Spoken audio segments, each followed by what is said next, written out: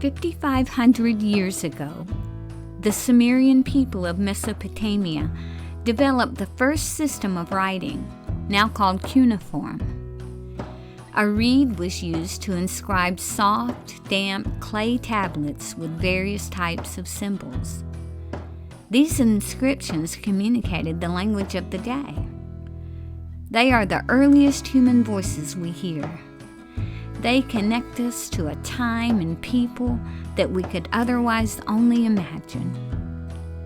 These clay tablets give us a clear picture of society and culture at the beginning of civilization, as well as the character of the people, their beliefs and values. And now, Grant Peeples with Clay Tablets. Do, re, mi, fa, so, la, ti, do.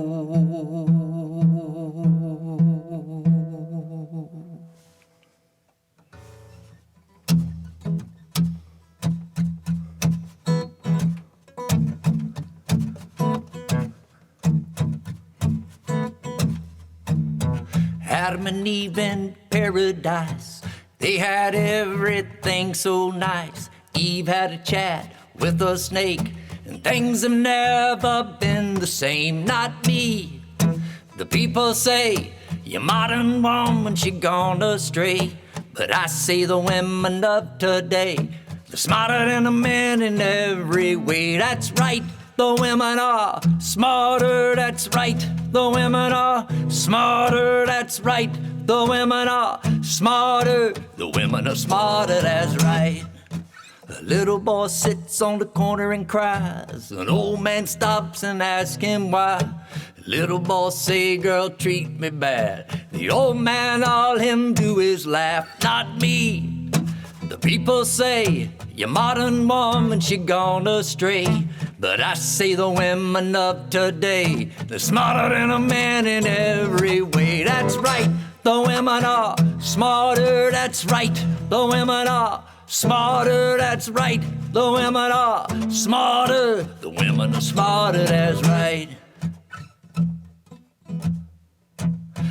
Donald Trump, he's a wicked man. He groped woman with a tiny hand. But Donald Trump will have hell to pay when Kamala Harris has her day. Not me. The people say, your modern woman, she gone astray. But I say the women of today, they're smarter than a man in every way. That's right, the women, they're smarter, that's right. The women are smarter, that's right. The women are smarter. The women are smarter, that's right. Hey, that's right. The women, they're smarter, that's right. The women are smarter, that's right. The women are smarter. The women are smarter, that's right.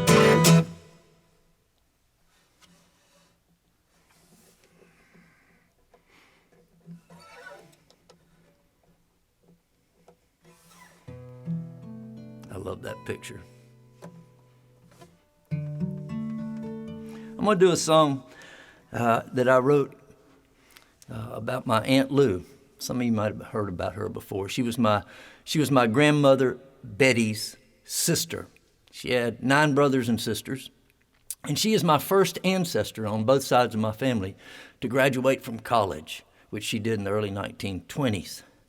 And she was also my godmother, and she had no children of her own, and she took this role very seriously, and felt it was incumbent upon her to teach me some things. And it was my Aunt Lou who taught me how to she taught me how to fish, even before my grandfather did, off Hannon's Dock on St. Teresa Beach, where she also taught me how to swing a hammer in the pantry of my Aunt Euphasine's house. Taught me to use my elbow and not my wrist. It was my Aunt Lou who I first played horse with on my grandmother Betty's back patio. She taught me how to shoot a basketball, and she taught me how to crank a lawnmower. And she was I loved her so much. And then as I got older and could drive, I could go by her house and drink beer and smoke cigarettes. Aunt Lou had she had a secret. I guess that's what you would call it. I'm not sure if your definition of secret, if you live in the North, your definition of secret is probably a little different than if you're in the South. If you're, say, in Ohio, for you a secret is something that nobody really knows. In the South, it's different. A secret in the South can be that everybody knows it, really, but they just don't talk about it. So I'm going to sing you a song that I wrote about her, but before I do that, I'm actually going to read you a poem that I wrote, and it's called The Groove. Clara took a long, hard pull on her cigarette. As she exhaled, she said to him, "You might want to park that poetry shit for a bit, mister, and maybe try to get your happy back." She spoke with firm lesbian authority, the kind earned by a lifetime of not wearing makeup, of having never played with dolls. Aside from storytelling and distillery, she had no truck with artistry. She had never bought in to his rhymes. Instead, their friendship had been born at the corner of a bar where a mutual admiration for Jameson whiskey surfaced, that and Tom Brady, too, but also passionate, virulent anti-republicanism and a common vehement hatred of academia. He and his MFA, she and her GED. He sipped the Irish whiskey neat and said to her, "Maybe you're right." I once knew this great saxophone player. His name was Jimmy Graham. But the last time I saw Jimmy, he was playing bass. I asked him what was up with that, and he told me that the saxophone had become too dangerous, that it just carried him too far out there beyond the edge. But that the bass kept him closer to himself, that it kept him there in his groove. She laughed smoke, gripped the edge of the bar tightly with her hands. "You are one crazy son of a bitch," she said. "Yeah," he said, "and if only I had learned to play the bass." So here's Aunt Lou. My grandmother's sister, Auntie Lou, she wore men's socks and loafer shoes. She had button-down shirts and a short hairdo. And us kids, we never thought nothing of it. Nobody ever dared say that word whenever we talked about her. The truth, it wasn't nothing we ever even whispered. And so we just buried it with her. And Lou was born in 1906. She looked so pretty in the photographs, and her eyes were like little windows to the past. And only now can I see the sorrow, and nobody ever dared say that word whenever we talked about her. All the truth, it wasn't nothing we ever even whispered. And so we buried it with her.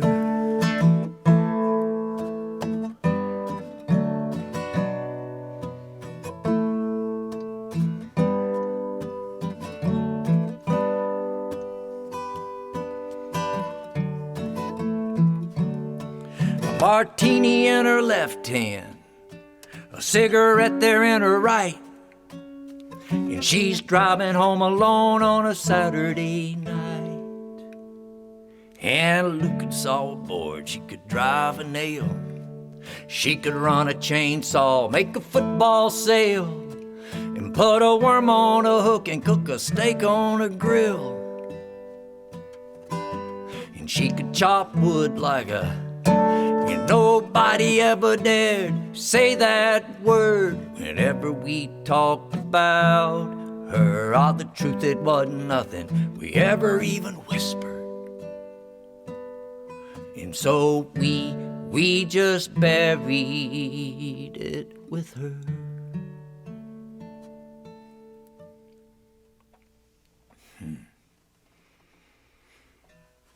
That's my Aunt Lou, graduate of Florida State College for Women.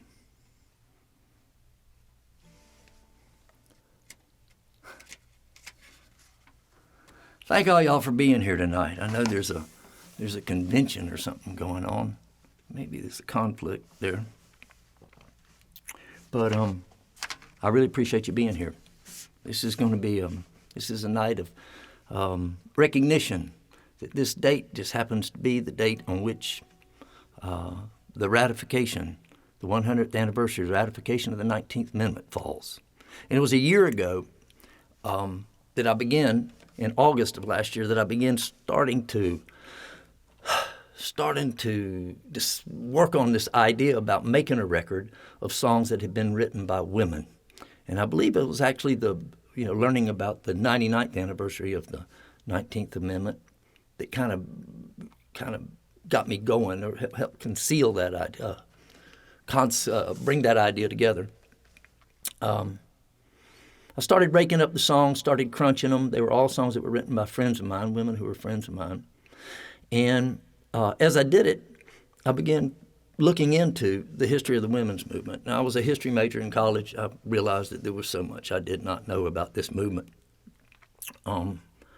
It is a very complex story and a very broad story. I can't really summarize it here. I thought about trying to do that, trying to tell the story of the 19th Amendment, but I decided instead that what I was going to do is I was just going to give you a few of my what I would call takeaways from the last year, really, of singing women's songs and doing my own private investigation about this. I want to start, actually, by reading the 19th Amendment. And it says, "The right of citizens of the United States to vote shall not be denied or abridged by the United States or any state on account of sex. Congress shall have power to enforce this article by appropriate legislation." And I think I could talk at length just about the language itself. I spent a lot of time, looking up the words appropriate, looking up the abridged. But I'm not going to do that. I'm just going to kind of move on ahead. One thing, though, I was interested in was when it said that Congress shall have the power to enforce this article by appropriate legislation. I thought it was very interesting that Congress did not have the duty to do that. It was just like it was an option. So with that said, here's my first takeaway. And this is probably the most important one, that when you hear that amendment, and I think this is a mistake that gets made when we talk about it, is that women were not given the right to vote by the 19th Amendment. In fact, it's implicit in the 19th Amendment that they already had that vote. It said women, when it says that the right of citizens of the United States to vote shall not be denied or abridged because of sex, on account of sex. So to me, it's implicit that the right was already there, and it just took some time to make it happen. And of course, it wasn't there because, the right was there, but it had been subjugated. It had been subjugated by powerful men. That was what was going on with that. Number two, and that is that the ratification was not the end of something. Now, the whole process began in the 1840s with the suffrage movement, and as it got up around the Civil War, there was this inner relationship between suffrage movement and abolitionism. And so it took on some different characteristics then, and when it got into the Industrial Revolution, when women actually went out and started working and making a living, it took on a whole different tone. Because originally when it got started, it was not really the women's movement was not really about the right to vote. It was just about rights. They wanted to be able to own property. They wanted to be able to borrow money from a bank. And women really saw that the difference between a slave and a wife, technically it was a very fine line between the two. I can remember in the early 1970s here in Tallahassee, I can remember hearing a woman in particular by the name of Becky Poggi complaining that she was unable to take out a credit card until she got her husband's approval, and that was in the early 1970s. At any rate, so this whole process kind of continued up through World War I, and that had a huge effect on it then. And but that was just the beginning. That was just the beginning. It was kind of like a turn, an apex. And there was a big difference in having the right to vote and having rights. It was the difference between having a fish and having a fishing pole. It was the 19th Amendment, and this is in my view, what it did was it gave women the opportunity to be able to vote in elections and to be able to have political power so that they could get their rights. Number 3, and I think it's important to remember this, that this thing barely happened. The way it worked is that the states, there were 48 states at the time. The United States Senate and the United States House, the Congress, had to pass this amendment. It passed in the Senate by 1 vote, and it passed in the House by 2 votes. And at that point, it went to the states, and 35 of the 48 states had to ratify it. And of course, it was very much similar than it is now. There were swing states. There were states like Florida and Georgia and Alabama that weren't going to approve the Equal Rights Amendment, no matter. Not the Equal Rights Amendment, the 19th Amendment, no matter what. And but there were some swing states, and one of them was Tennessee. And when the whole thing boiled down, all the western states had approved it. New York had approved it. And, of course, there were states in the South, what are red states now, who had just said, no way, we're going to do it. And it got to Tennessee, and that was the last chance for this thing to make it, for the 19th Amendment to get passed. And it passed there by 1 vote in the state legislature. And so the takeaway is just how close all of this is. Not just in the women's movement, but in any kind of movement where people are trying to get right. It comes right down to the wire. The 4th thing is that even though it passed and became law, that there were a lot of women who were still disenfranchised. Black women, of course, in particular in the South. This amendment had no effect on them, virtually none at all, on their ability to vote. And the same went for Native Americans and a number of immigrant populations who were citizens, but still were not able to vote. And 5, this is it, is what I learned from studying this, is that all of these movements, the women's movement, Black Lives Matter movement, gay and lesbian, transgender unions, people who are out there trying to defend our planet and the oceans, rivers, environment, even people who might be concerned with animal rights. All of these people, all of these movements are essentially fighting the same battle. And that is, they are fighting a battle against entrenched political and legal power and economic power. And it's power that's held by and large by straight white men with money. And they don't want to give it up. And this battle has been going on since our Constitution got framed in 1786. If you go back and study that, there was always a fight over this same thing. It's never changed, and it's not going to change. And this is one of the takeaways I got. We're in this for the long haul. And the battle is now even more sinister than it ever was, because there's an element now of a call for a state religion. And that we have a president who will gas peaceful protesters out in our nation's capital so that he can have a photo op in front of a church he doesn't attend holding up a religious text that he's never read. And 6, and the last takeaway, is that we live, and this is the one that is really kind of came to me today as I was finalizing my notes. And this is a strange one to say. But my takeaway from my study of the 19th Amendment is that we are, in fact, the greatest country in the world. And that we are the greatest country in the world not because of who we are or what we have. We're the greatest country in the world because of what we're able to be, what we're capable of being. And you can go back and We can make statements about how, oh, yeah, the people who framed the Constitution, our founding fathers were slave owners. They were misogynist. Many of them wanted poll taxes. They stole a land from Native Americans, and all of this is true. And yet they were able to envision a country and create the documents and create a legal system by which all of that can be changed and all of that can be righted if we just have the will to do it. And so that's it. Those are my takeaways. And so that's about the 19th Amendment. And we've talked about kind of like 1920 a lot. But now we're going to show a little video of 2020. And this is on the streets of Seattle, Washington last month.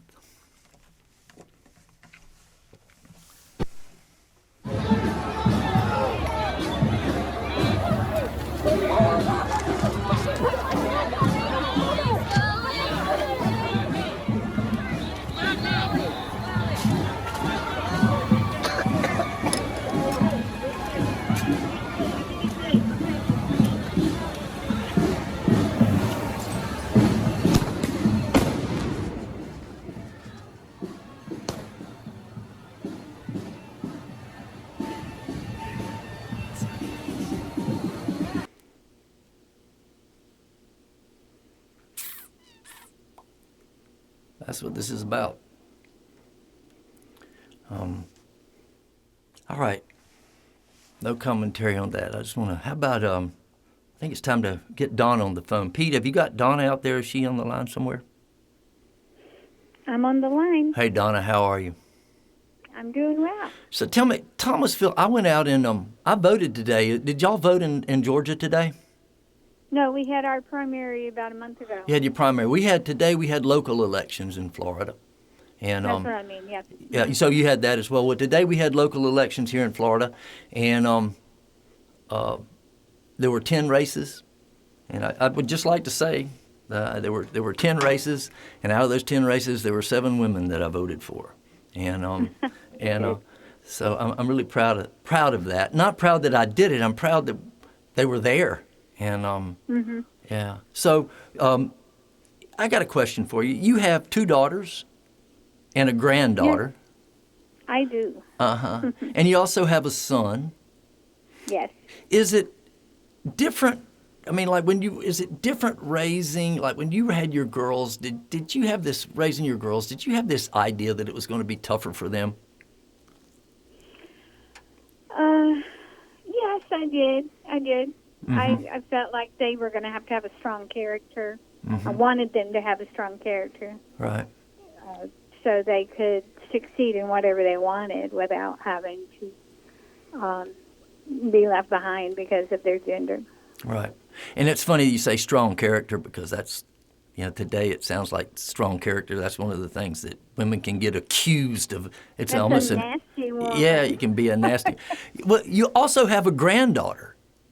And I do. And as you and I know you spend a lot of time with her.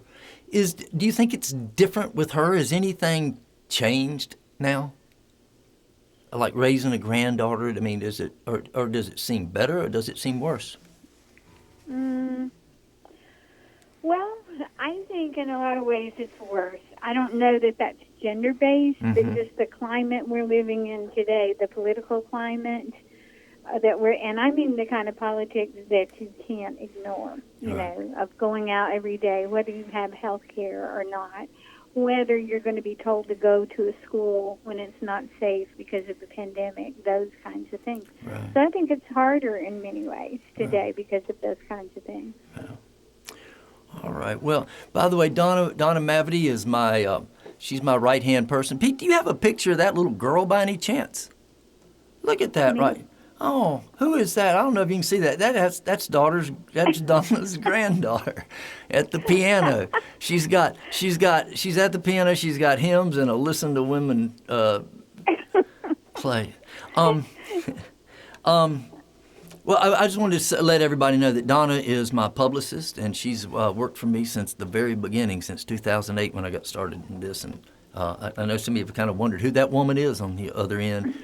And she's worked for me for a while. And she's also worked for Garth Morlix and Sam Baker and Melanie and the Hill Benders and Jack Williams and Ray Bonneville and a lot of other people. But now she's gone back to her day job. She's doing some librarying now during the pandemic. All right, Donna, we'll get back to you a little bit later. We're going to move ahead here. We're going to play. We got Eliza Gilkyson coming up here in a little while. We're going to start out before I make the phone call to her, showing a video from her brand new record, which was released in April, and the name of the record is 2020, and this is a song from that record.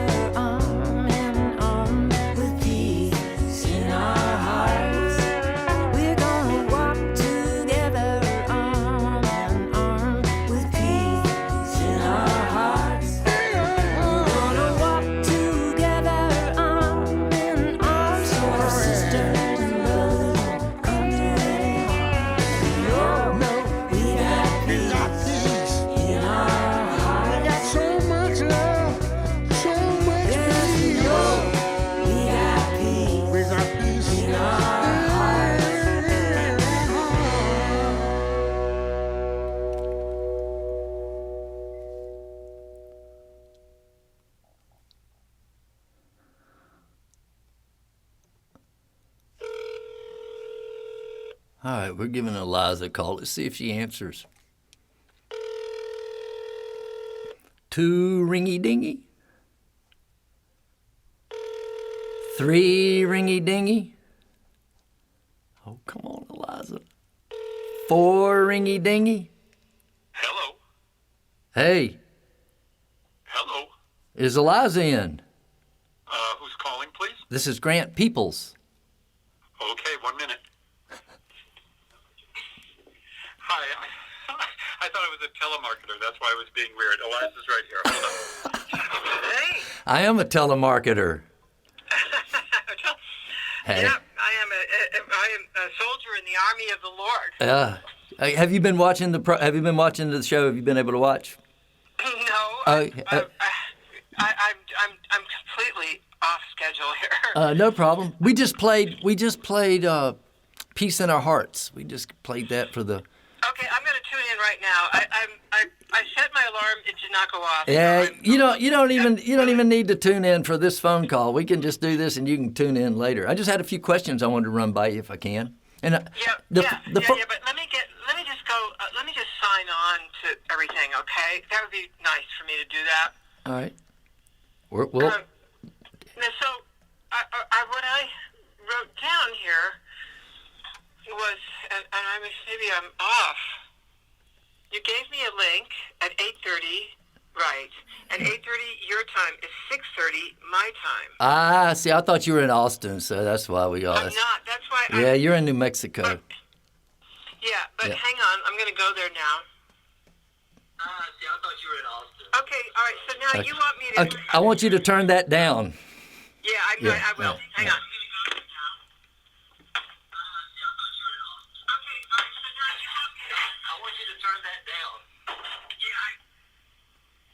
All right, that's off. All right. Now I'm just in the headphones. Yeah, I just wanted to ask you a couple of questions, and the first one I wanted to ask was, where the name 2020? How did that come about? You released the record on April 10th. Yeah, let's do that. Yeah, you released the record on April 10th. I want to know why 2020? Why that name?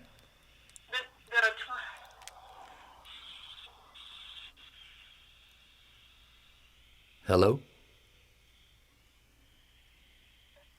Hello? I love the play on words, 2020 vision. Right. Yeah. But was it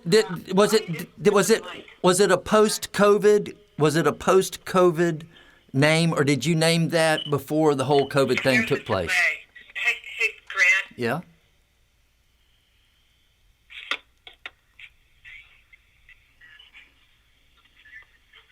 Hey, Grant. Yes. Hang on a second. There's such a delay. Hang on a second. I want to take it out of the headphones, and you and I are just going to talk on the phone. Yeah, that's all this is. It's just a phone call. Okay, so I'm confused because when I'm looking at you, you're in a. Yeah, you should not be looking at me. Okay. Yeah, we're just having a phone call here. This is not a video production. Okay, all right. I'm gonna make that go away. Okay, good. All right, and then I'm gonna turn my volume down on the. There we go. Okay, now I'm ready. All right. So you asked me about 2020. Yeah, I just wanted to. Yeah. Yeah, go ahead. And I just wanted to know was that a pre-COVID or a post-COVID name? That was a pre-COVID thing. I thought about it last summer when I decided I was going to do the record. I just went, okay, 2020. It's this year. It was about this year. I feel like this year is the most important year of my life and many of our lives.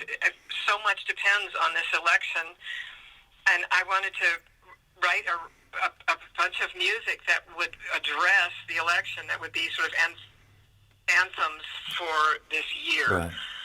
Songs to sing along to, songs to march to. I certainly assumed I was going to be touring. I had, months and months of touring ahead of me, and I was just really looking forward to getting out there and singing these songs with people.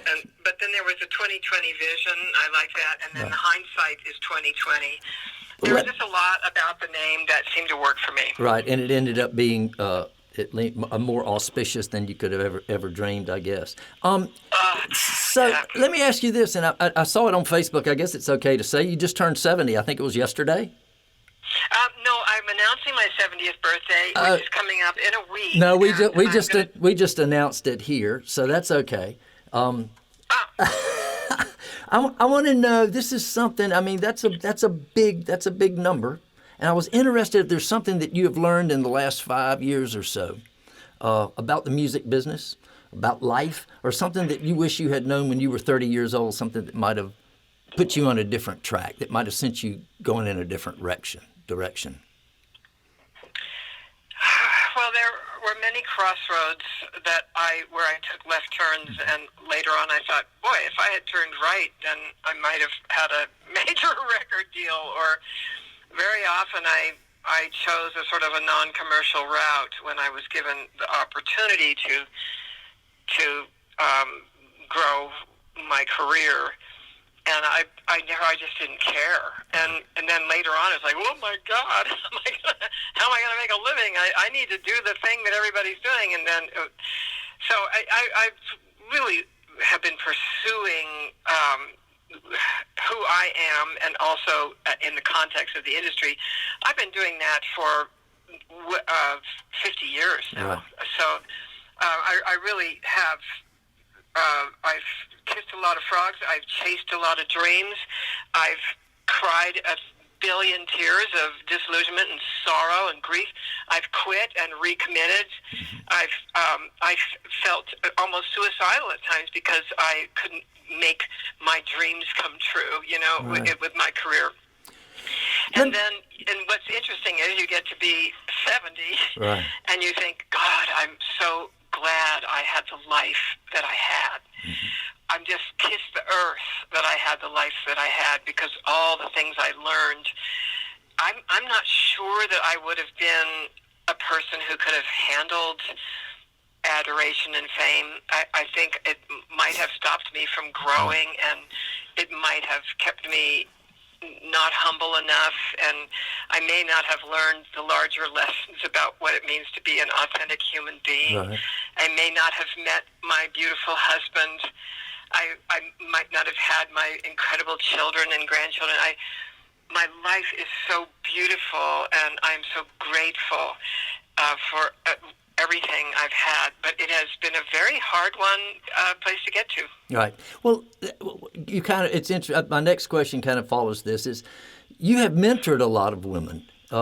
I know, firsthand from hearing Betty Sue and Jamie Harris and Carrie Elkin talk about you that women artists, and I apologize for using the term role model, but you are that, and you've been involved in an organization. I think it's called the Austin Women Choir, spelled WEMIN.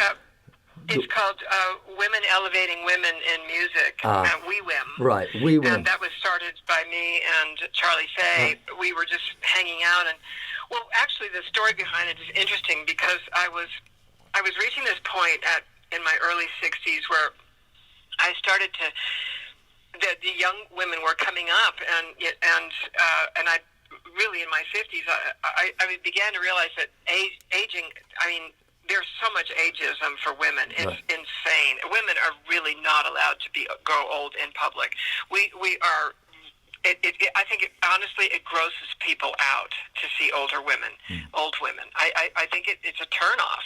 It pushes some horrible primal reject thing. But can I interrupt here though? I think it's very interesting that you say that, because when we were getting started here, these pictures that I'm showing of you right now that you cannot see are recent pictures, and I had just gone to your press page and I pulled up two photographs. They looked like you, and it looked like the Eliza Gilkyson I know. And when you saw them, you go, no, I don't want you to use those. Those are 15 years old. You wanted me to use photographs of you as a 70-year-old woman, not as a 55-year-old woman.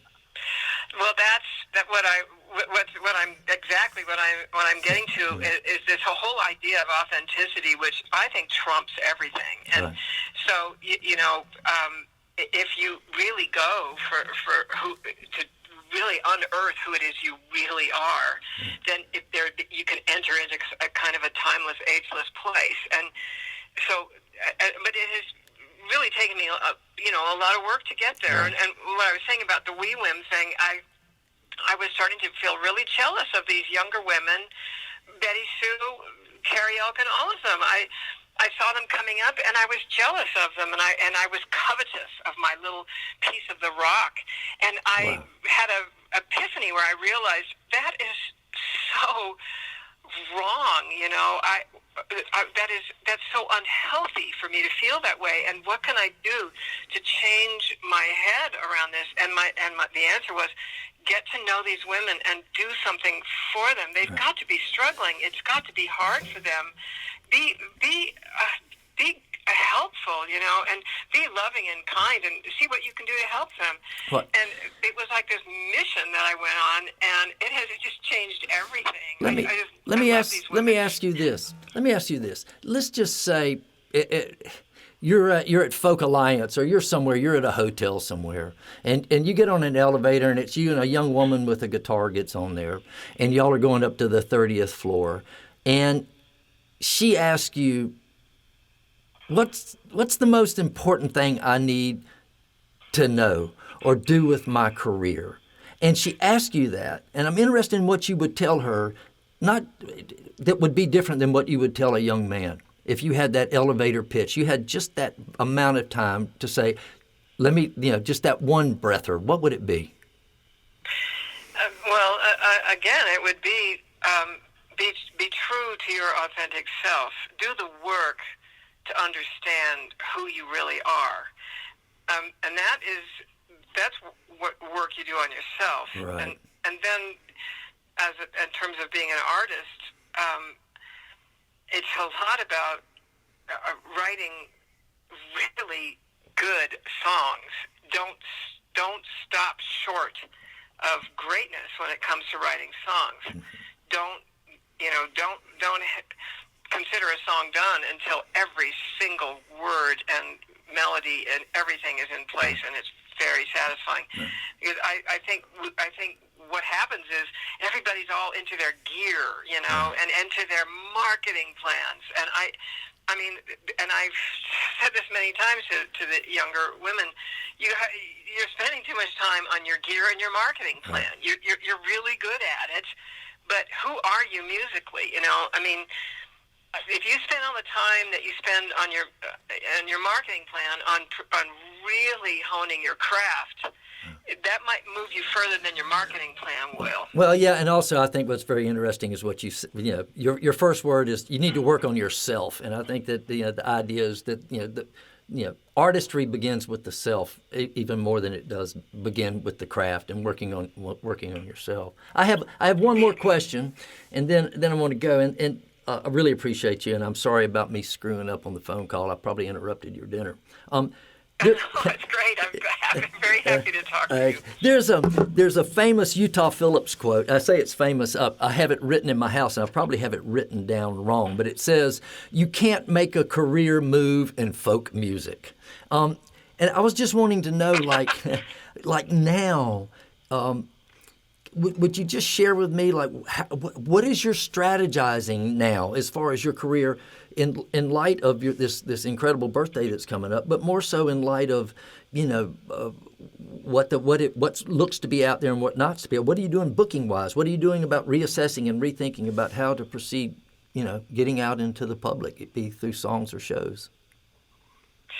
Oh my God, it's really hard, because if you're going to do live stream and then you go, oh hey, all these venues are doing live stream, but then you're just live streaming to the same people. Right. It's not like touring at all. Right. And I think everybody's seeing this as they do live stream. The more they do, the more diminishing returns there are with it. You can't, unless you have a base of 20,000 people. If you're starting out, you're basically just performing to your same group again, and how to get out of that, I really don't know. I've been working on videos. I think videos are a good idea. I think that's one thing you can do that really gets spread around, especially if you make a really good video. I think it's a lot of people are doing. And then there are new venues. I'm going to do a drive-in movie theater next month with Ray Wiley Hubbard, and we'll just do it in the round. And people literally drive to the drive-in, and that'll be your first live performance. That is going to be my first live performance, and it's total social distancing on the stage. everything is wiped down. I mean, it's Will been it my be? first time Will it be out. broadcast too? Will we be able? Will it also be a broadcast thing that we'll be able to see? I don't think so. Right. I think the venue is really trying to keep it specific, and I really understand that, because otherwise it just doesn't. Stuff gets too diluted, so you have to make things special. And since he's asking them to physically show up, I think he'll probably keep it that way. All right. Well. But then we're all doing the live stream stuff. But I find that it's best to do your own live stream show and build on that. But I'm going to start doing. If somebody asks you to play on their benefit or whatever, I do it because it just gets me to new people. So there's a lot of free stuff being asked of us. Hey, will you play on this for that? And you go, I'm sick of doing free stuff. I really need to make some money. But you got to do it, because really you've got to keep growing your fan base. Well, because then you can sell records to them. Well, I'm sorry about the confluence of COVID and your new record. I had kind of the same thing happen to me with this record. Did you? Yeah. When did yours come out? It came out on Valentine's Day, so. But, oh my God! Did you do any touring before everything shut down? I did 2 weeks. I quit March 3rd was my last. Did you get stuck out on the road when everything stopped? No, I did not. But I kind of ran. You made it home. I ran home. So, well, look, we're going to go, but I can't tell you how much I appreciate. And once again, I apologize. I've learned something here. We're going to have to make calls to the people we're talking to before, just in case this kind of thing happens. And this is live television that we're doing, and so. But I really appreciate you taking the call. I wish you the best of luck with the record. And thanks, Grant. And Grant, I really think I screwed up somehow with the time zone thing. No. So my bad. Please don't apologize to me. And it's a pleasure to talk to you anytime. All right. Thank you, Eliza. We'll talk to you soon. All right. Take care, Grant. All right. Bye. Bye-bye. All right. Hey, Pete, will you play that Eliza Gilkyson song that I recorded? It's called Unsustainable. This is on my new record that's called Bad Wife. I recorded this with Garth Morlix in Austin, Texas at the Root Ball Studio.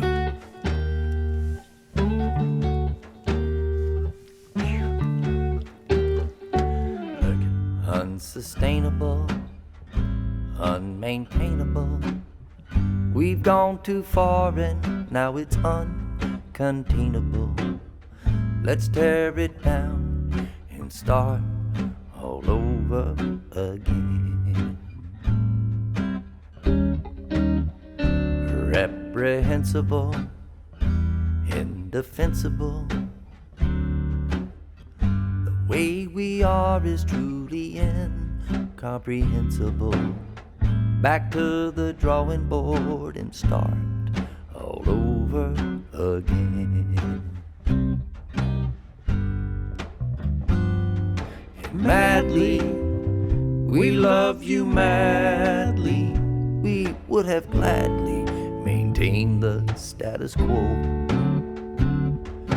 Badly, we behave badly. Now sadly, we'll have to let you go. You're so unforgivable, results untenable. To make this perfect garden so unlivable. Back to the drawing board and start all over again.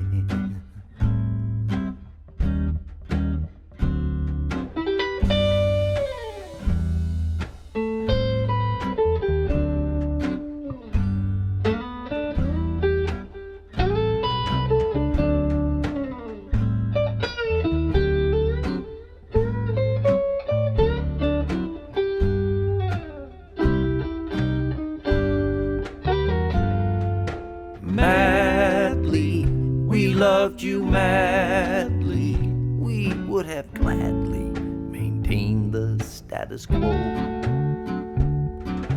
Badly, we behave badly. Now sadly, we'll have to let you go. You're so unsustainable, unrestrainable. Our rationale is simply unexplainable. Let's tear it down and start all over. Back to the drawing board and start all over. Let's tear it down and start all over again.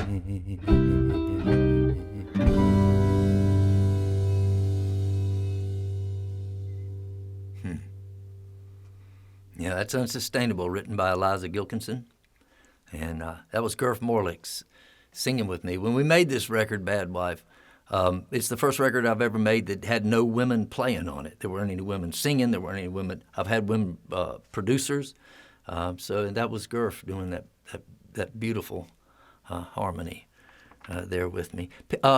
As y'all might know, if you've been watching these, we've shown a lot of art here. I've just got one painting that we're going to put up that I collected from this interim in the last month, and I want to show it to you.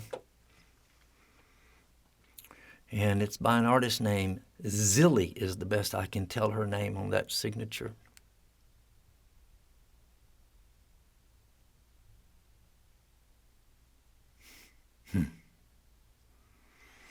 Thank you, Pete. So I'm going to read a poem here. But before, Pete, if you can, I would like to show a picture to you of what this poem was written on. This is the first poem that we have in recorded history. This predates anything from the Old Testament by about 2,500 years. It predates Homer's Odyssey. And it is a poem written by a woman. And the first poem that we have in history was written by a woman. And her name was Edenhuanna. And she was in Sumer. And she was the daughter of this king by the name of Sargon. And they had this empire there. And Sargon had taken over. And it was an empire that they had a problem about consolidating power and operating. The problem was that there was religious diversity there. And Sargon realized that he wouldn't be able to control everybody if they had all of these religions. He needed one religion, a state religion. And so his daughter wrote a poem. He began to develop his own pantheon and eliminate gods that he didn't think were worthy of his empire. And he got his daughter to write this poem that I'm getting ready to read for you. And it's a poem that she wrote to a goddess by the name of Inanna.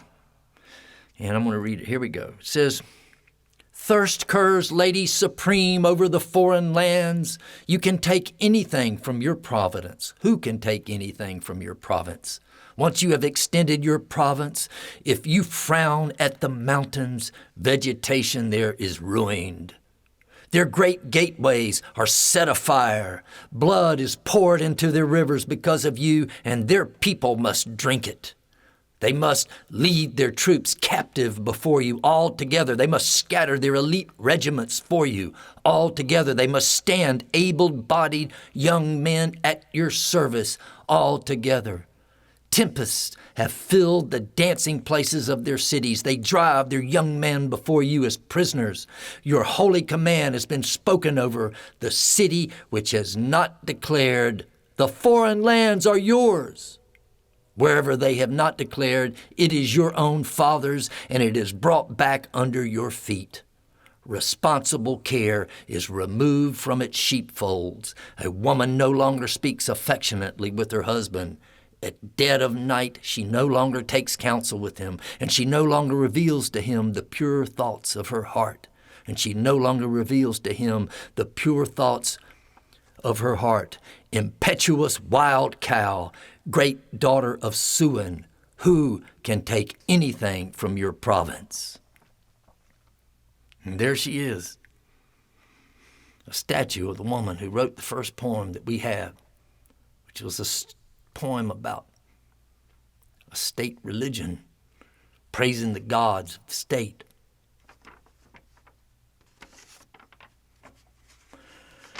Which is something that we're going to juxtapose here now to a text I got from an old friend of mine. When I say old, I'm talking about 55 years. And I accept responsibility for kind of getting this thing going. I had forwarded him a a story from the New York Times called "Christianity Will Have Power." And this is what he wrote back to me. Grant, I can't say that he's talking about the president, is perfect. Far from it. I do wish he would keep his arrogant mouth shut and stay off the Twitter account. Yes, by all means. That being said, he truly is respectful of the Christian faith and its tenets, whether for political purposes or he really feels that there is an attack on the Christian faith. My faith is in Christ, my Redeemer, not Donald Trump, but God has used some odd people historically to get things done. I just can't stand with the out-of-control progressive left, and I mean way out of control, with no blinders on. No blinders on. When we defund the police and say it's okay to have open borders, that you and my taxpayer money will pay for free, etc., you name it, to the immigrants, taking away gun rights, freedom of speech, etc., in 20 years will be another Venezuela.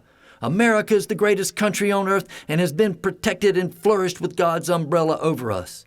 We might head into the direction you aspire us to go, and then we'll be nothing more than a comma in the history of man. Man isn't mentioned in the Bible. America isn't mentioned in the Bible.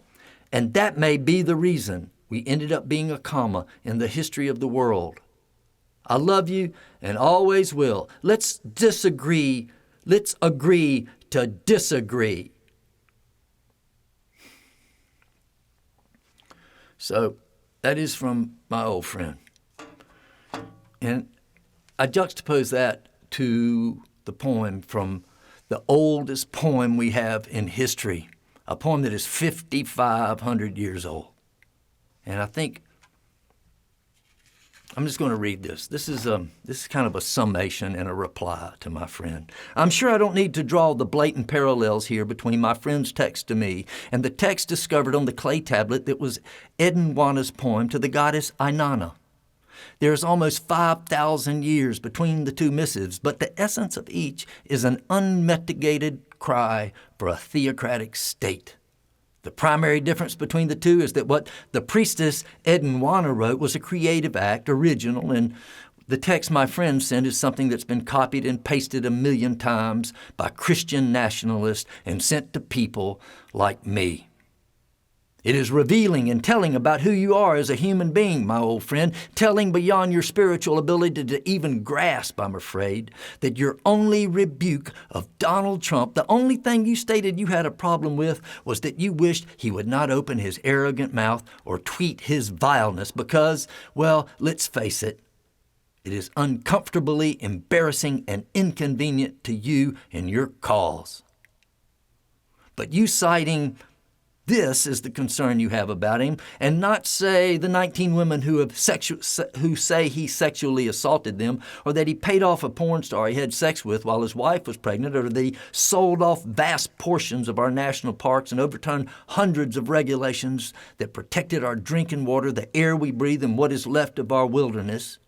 Or that he made fun of a crippled person, or disparaged the true American hero, John McCain, or that he has never once rebuked Vladimir Putin or the Russians for anything, but instead has knifed the leadership of staid, proven allies like Canada and Germany.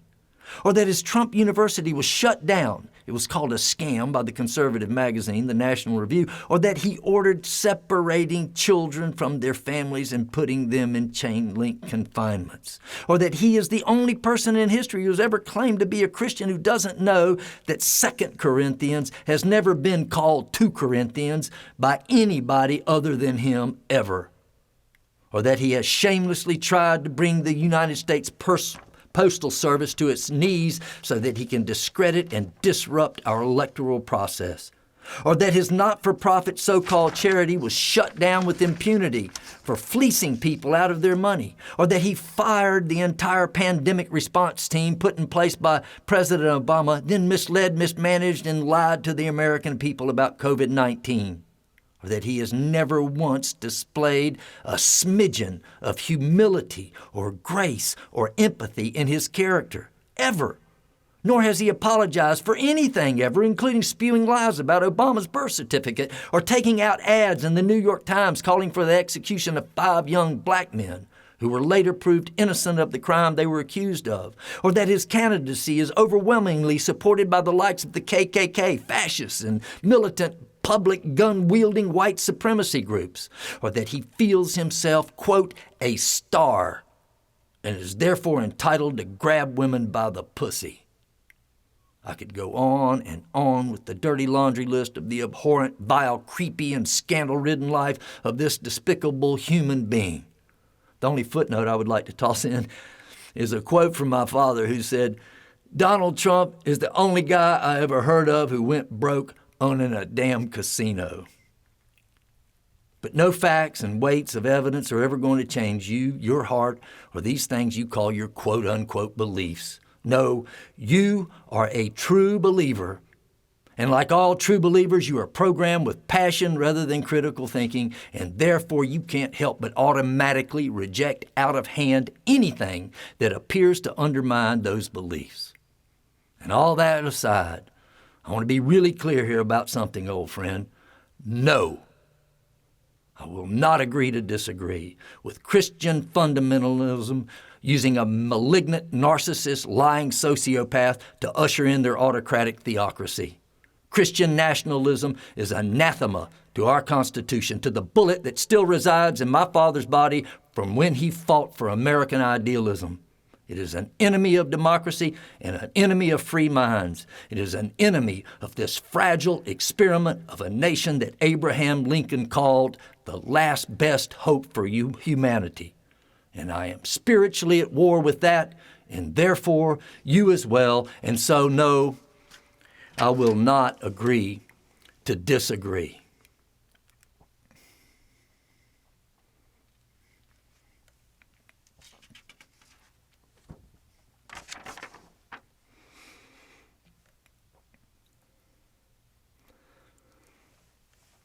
This is a poem I'm going to read you, a little, a lighter note from a great Canadian poet by the name of Robert Priest, who I had the privilege of meeting here in Tallahassee a couple of years ago. He is a poet and a songwriter. In another era, he would have been referred to as a wit by more people than just me, but he is a wit. And this is a poem that he wrote. It's called Scenes from Ancient Sumer. Cuneiform. What birds before they flew away left these wedge-shaped tracks in clay? These tracks were left, but not by birds. Yes, these things flew, but they were words. She held the latest tablet in her palm, a perfect fit. She'd learned to use this system. She was very good at it. She held the angle stylus, and then what she did next was leave us all a message. She entered text. She loved this new technology, just soft, wet clay and signs, but it could store stories far across time. 4,000 years after, her city burned down, but they found the ancient tablet still working underground. The fire that had burned the library hadn't burned her words away.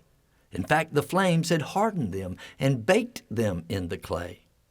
Yes, Edenhuanna's cuneiforms, still readable in stone.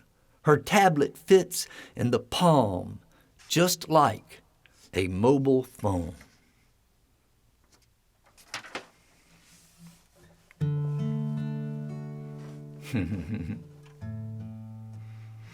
That's how far we've come, people. Great poem by you, Robert.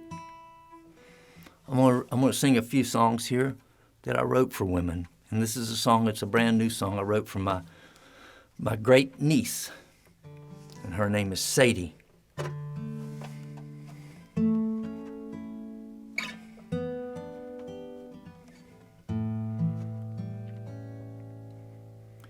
Dear Sadie, I'm gonna tell you about our family. Tallahassee in Mississippi. Well, that's the dirt that you come from. Your ancestors, well, they were hardy. Rugged and strong-willed, they stole a continent from another people, and some are plundering it still. Dear Sadie, I hate to be the one to tell you that there are traitors in your bloodlines who took up arms against our nation.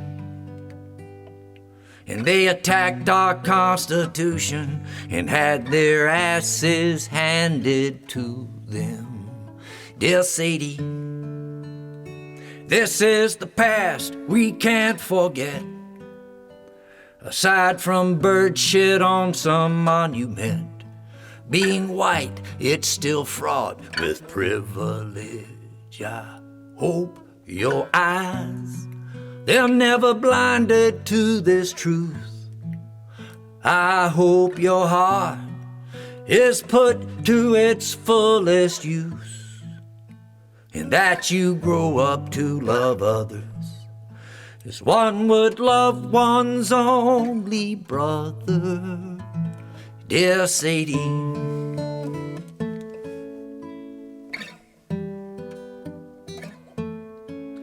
there's just two kinds of people in this world, little girl.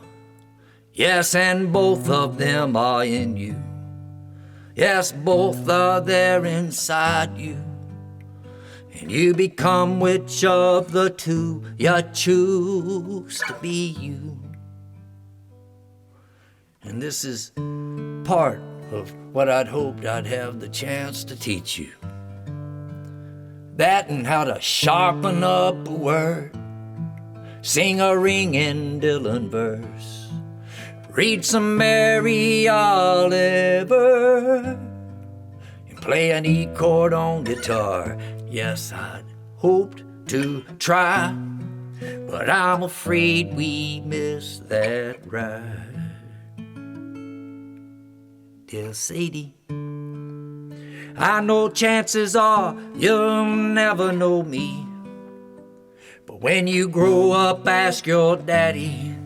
You can ask him what I stood for, and let him tell you what I stood for. Dear Sadie,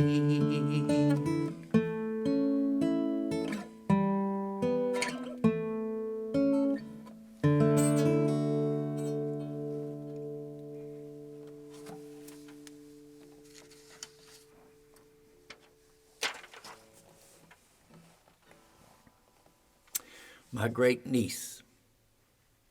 I am to her what my Aunt Lou, I could be to her what my Aunt Lou was to me. Here's a poem I've written since the last time I saw y'all. It's called The Brood Mares of MAGA. The corn-fattened heifers in the cult of the barnyard are the animal farm's emblems of an inferior sex. These silage-munching handmaidens to the vetted bulls are empowered by the consolation that they can feel superior to the lowly swine and grass-fed bovines hunkered down in the lower pastures. These are ideological breeding stock, the brood mares of MAGA, with philosophical feed buckets tied to their muzzles, flies flecked about their calf-stretched vulvas, and their eyes glassed over in the dim light of a bloody, waning moon. They have answered the call to surrender their inner ambitions to the man-demands of rote submission, whereby the barn door has been slammed with biblical verses and all that rapey, gropey, creepy stuff somehow now easily passes muster.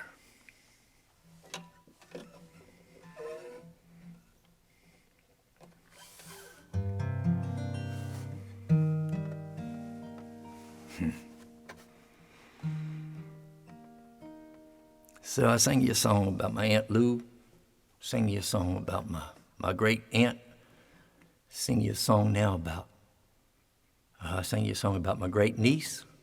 I'm gonna sing you a song now about my dear good friend, Elisabeth Williamson.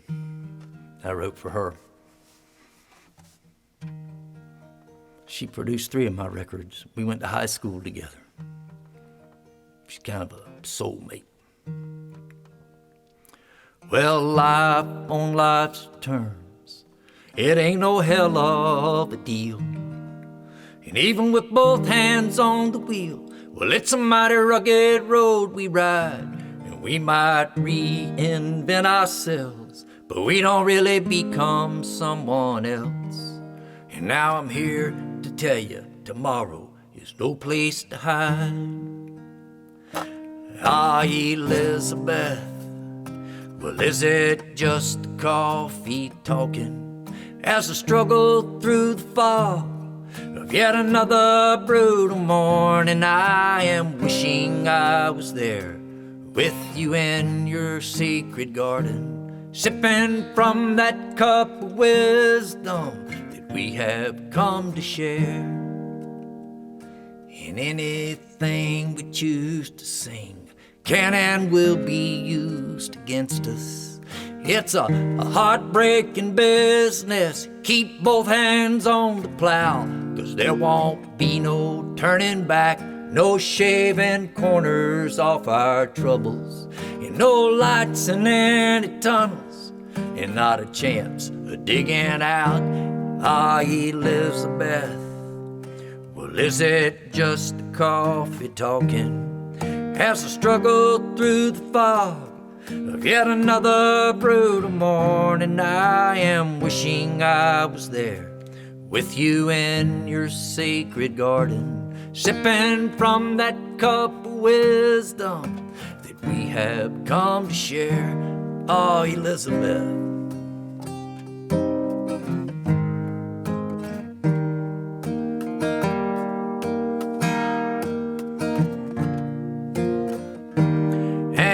Restless sun is rising on a melancholy morning, and the dawn of indecision, well, it's found me calling for ya, Elisabeth.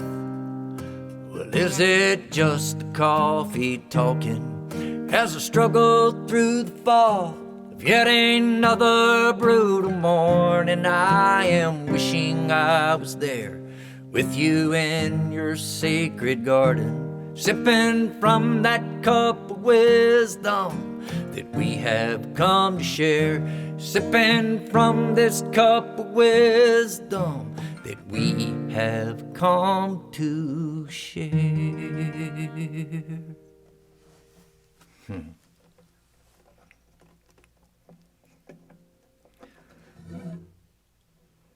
Elisabeth Williamson, Gatorbone Recording Studios. That picture was taken in Havana. I was about to say Havana, Florida. The picture was taken in Havana, Cuba 2 years ago. She went down there on a musical mission of some sort. Man, I wish I had been there. Elisabeth Williamson. Okay, I'm going to play another song about another woman. This is a new song. I hope I don't mess it up too bad.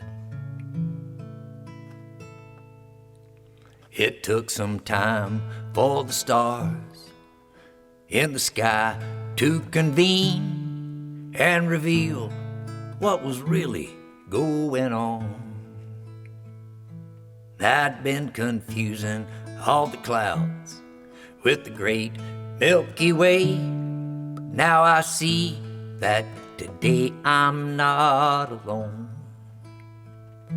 It's not a myth, it's not a fable. We laid our hearts out on the table. So it's amazing to me what we've become. This really is a love story. It's like our hearts have been welded into one. We had to walk through the fires that burned in other people's eyes, while we dropped our disguise and carried on.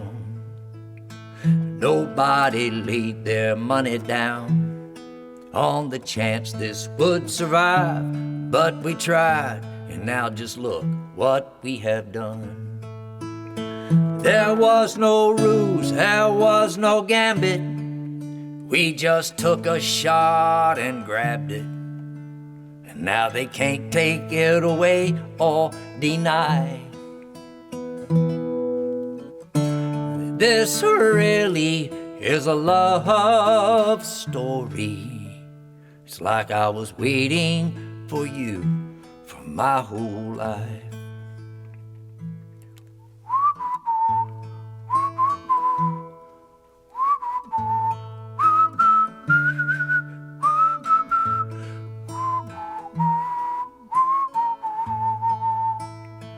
It's such a wonder, it's such a gift that we have carefully unwrapped. So let's celebrate each day for what it is. This really is a love story, and I will love you until the very end. Yes, I will love you, Ruthie, until the end.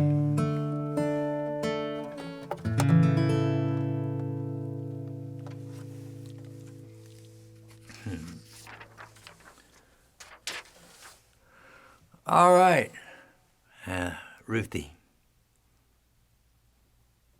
So now it's time for viewer mail, and I believe time for viewer mail here. But I hate to say this, but we have no viewer mail. I don't know what happened, Pete. I got no mail here at my address. Did any mail come in here at the studio? Not here. Not here. Does anybody know what has happened to the mail? I guess we're just gonna have to go and move through this segment because we'll just move through it. If you can kind of catch up to where I am, I'll just move on down the page here. This is a little thing. As I began exploring and working through the women's movement and just seeing all the visuals from long ago and seeing them kind of juxtaposed to the visuals from today, I decided I would write a little song called Bookends. And it's just a tiny little thing here.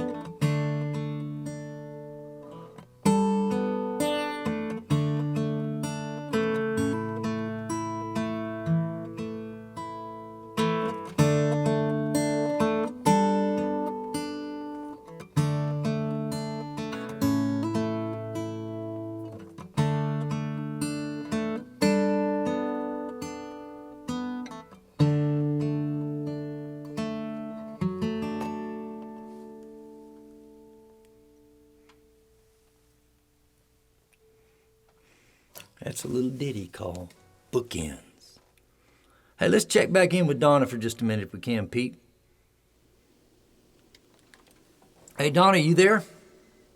Donna is on the line. Hey, listen, I had really basically just one more question. I forgot to ask you. We had decided we were going to talk about the birds, and I was wanting to know what's going on at the birds at your window. Have you had any? Yes, I've had 3 people in the comments on the side page ask me about everybody, I'm remiss. So, have you had any new species show up? I did have a new species in the backyard, which was, I believe it's an eastern towhee. Eastern what? Towhee, or a Baltimore oriole. I couldn't get close enough to see. But I had sort of an epiphany watching the birds I wanted to share. Okay. You know, I have 11 different species that come. Okay, now how long ago did you put the bird feeder up at your window? How many? What are we talking about here? When did that go up? Around in May? It went in May. That went up in June. Okay. Early June. Okay, so yes. you've had 11 species. Sorry to interrupt your conversation here, but you've had 11 that I see. Okay. And take note of. Okay. And guys, it's on my second floor window. It's great. It's a high up, and I think that's why I get so many birds. I get crows every day. Crows. Which is unusual. Wow. Big giant crows land. It's like a tray bird feeder nailed. Uh-huh. Certain singer-songwriter that I know nailed it to my window. And I sit 3 feet away from them and watch them. It's awesome. But the blue jays are dominant. They're dominant over the crows? Oh, yeah, they dominate the feeder. They're there most of the time, and they're like the bosses of the feeder. Right. But the thing I've noticed is all they do is just fly at other birds and make a sound. And I realized that animals, we're the only species that go to war over stuff. I mean, you don't see the blue jays gathering a flock to drive out the woodpeckers, you know. Right. Somehow, even though they challenge each other a little bit, they still find a way to live, and they don't know what war is. They work it out. That was an epiphany to me. They work it out. Well, listen, if you would, what I'd like to do next month is I think we should really show some photographs. So you need to. I hate to charge you with this, but you take some photographs. That would be really good, and we'd like to have those next time. All right. Yeah, I got some good ones. Okay, good. So we shall do that, and it's been good catching up on the birds. And now comes the time, we're moving right on into, as we're closing up here. This was an extended version, and so we have run long tonight. And I tried to warn everybody, and I know we're moving into the Democratic Convention, so I'm talking as fast as I can. We're going to get this thing finished with. But we have to have our tweets with God as we're ending up here. And this is a big deal. I just want to say something very odd has happened here. Our last show was on July 18th. And on July 19th, God posted this. This is the day after. Kind of a normal tweet from God. He said, quote, "Why do bad things happen to good people? I'll tell you. It's simple. To even out the good things that happen to bad people." Very good, insightful thing from God. And as y'all know, Gruff Morlick's turned me on to God. In Winslow, Arizona, a few years ago, and it's been a major change in my life. So the next day, this is the 20th, God said, The next day, he said, this is on the 22nd, he said, "Now that Trump has pretty well established that libel laws don't apply to Twitter, I feel more comfortable discussing the many times I saw Geraldo Rivera having sex with underage girls on Jeffrey Epstein's sex island." God's just up to him himself. He's just doing the thing he does. And then I got no tweets from God from over a week. There was nothing. He went silent, and people were writing God and asking him, sending him on Twitter, saying, "What's going on?" And then he wrote this, and he said, "Thanks for the concern, everybody, but I'm just taking time off to write my newest testament while on a working vacation in Bethlehem. I will return even angrier, wittier, and more ineffective than ever in September. Just wait, just in time for back to school. In my absence, I want to let you know no one is in charge." So that was the last tweet we've had from God, and that was on August 1st, and we don't expect any more to hear from him until September. So it was a little scary to have that happen. I'm going to read you something that came out of the New York Times, and I read this. It was in the New York Times on June 27th, and it was by a woman who I did not know her name. And as I was reading her story, I said, "This is prose, but it sounds poetic." Come to find out, she is a poet, and her name is Caroline Randall Williams, and she happens to be a descendant of Edmund Pettus, as in the Edmund Pettus Bridge there in Selma, Alabama, that Martin Luther King and John Lewis marched across and got their heads bashed in for doing so. And Edmund Pettus, of course, is a founder of the KKK. And this was written by Caroline Randall Williams. It is a bit of an abbreviated version of what she wrote. I have rape-colored skin. My light brown blackness is a living testament to the rules, the practices, the causes of the Old South. If there are those who want to remember the legacy of the Confederacy, if they want monuments, well, then my body is a monument. My skin is a monument. I am a black Southern woman, and of my immediate white male ancestors, all of them were rapists. My very existence is a relic of slavery and Jim Crow. I am the daughter of 2 black people, the granddaughter of 4 black people, the great-granddaughter of 8 black people. Go back one more generation and it gets less straightforward and more sinister. I am the descendant of black women who were domestic servants and white men who raped their help. White Southern men, my ancestors, took what they wanted from women they did not love, over whom they had extraordinary power, and then failed to claim them as children. I ask then, what is a monument but a standing memory? An artifact to make tangible the truth of the past. My body and blood are a tangible truth of the South and its past. The black people I come from were owned by white people I come from.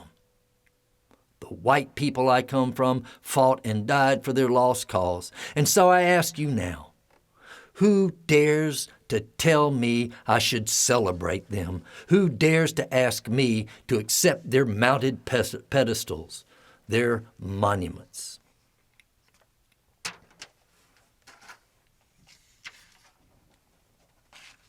Check her out. Her poetry is extraordinary. Well, we're winding up. I got one more song I'd like to sing. It is a song that was written by my friend Sarah Mack. And it's on my record, A Bad Wife. Sarah Mack has written hundreds of songs. I've performed with her a lot, and I know her body of work. And when I started raking up songs for this album, I landed on this one, which surprised her. But I'm just going to sing it for you. It's called I'm a Really Good Actress. I had a woman tell me she didn't like to listen to other women singing, 'cause their voices were so high and lonely. But she liked me. She said I broke the mold. She said she didn't hear all the traces of sadness that wrecked all my years. And I thought, well, maybe it's because I'm a really good actress. Left over from my 6th grade school play. Yes, I'm a really good actress. Yes, I can write a sad song. I have lived a sad song. All of my dreams have been wasted and they're long gone. But you'd never really know, 'cause I pitch 'em so low. Because I'm a really good actress, left over from my 6th grade school play. Yes, I'm a really good actress. Woman, can't you see now? Woman, won't you see I'm a really good actress.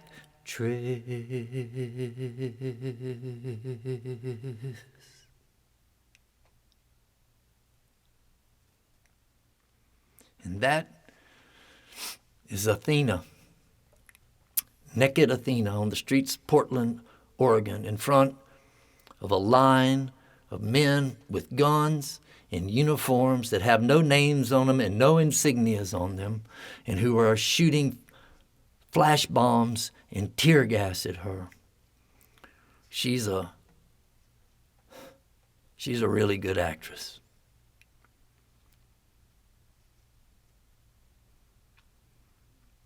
So that's our show. Thank you, Eliza Gilkyson. Thank you to all you people who support this.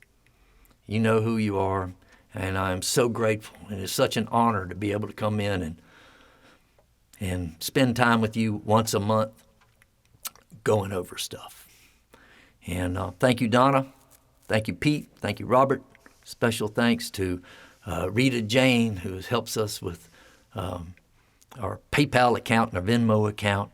And all of you who are out there, we shall see you again in September for another episode of Clay Tablets.